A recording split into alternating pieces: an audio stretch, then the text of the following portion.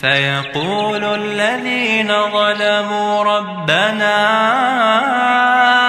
أخرنا إلى أجل قريب لا يرتد إليهم طرفهم وأفئدتهم هواء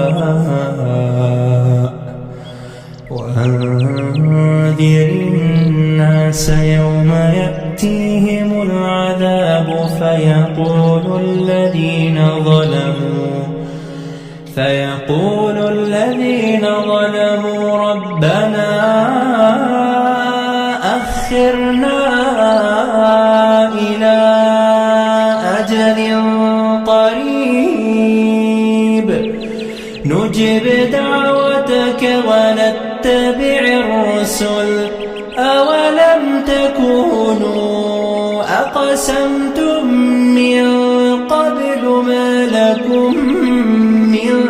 زوال وسكنتم في مساكن الذين ظلموا أنفسهم وتبين لكم كيف فعلنا بهم وضربنا لكم الأمثال